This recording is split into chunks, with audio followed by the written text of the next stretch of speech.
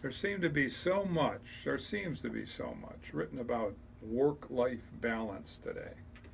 Hasn't that always been the quest? I mean, why all of a sudden is it being treated like it's new and interesting? Everyone's always been trying to balance their other life than work with each other.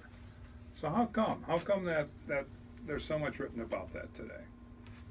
And what I want to do is focus. What got me thinking, as usual, usually I'm reading something over the weekend, especially, and I'll read an article and that'll prompt me to think, how come this is going on? You know, and from there we just kind of drift into wherever we want to drift with it. You're saying this is not a new phenomenon. It's been around for a long time. Maybe it was called something different, is often the case. But it was going back to your earlier career. You remember this being a big push or a big discussion. Calling it different things, and people wanting times off, and using an industrial 9 to 5 kind of mentality here, with an evolving world here. But everyone has always tried to have more time with family and or friends or social, whatever it's going to be. So how do you balance it? How do you balance it then? How do you balance it today? How will you balance it tomorrow? What got me thinking, I'm reading about new college grads, the class of 2016. These are college grads.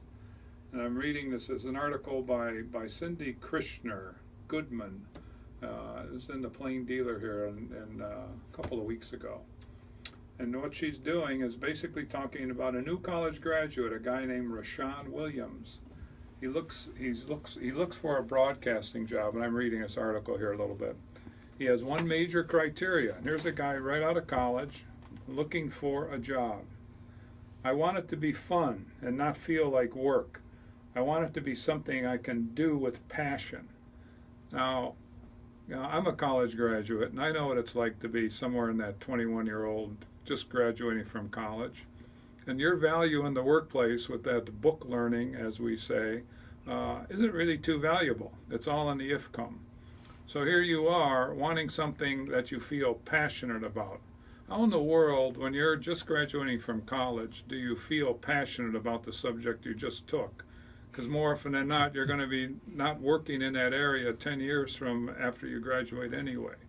Passion's an overused word. Williams, who's 21, heads out into the working world with a bachelor's degree in mass communications from Florida Memorial University.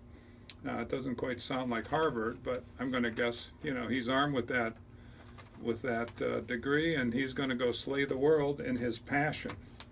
Now, he's looking for meaningful work, a team environment, and a fun workplace culture.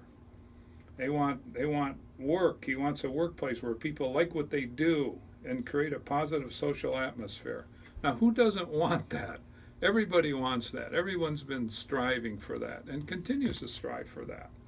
So that Accenture, who's a big consulting company, basically they've done a study, and they this is what this author is kind of quoting in many cases. They want the flexibility of a job that doesn't feel like grunt work.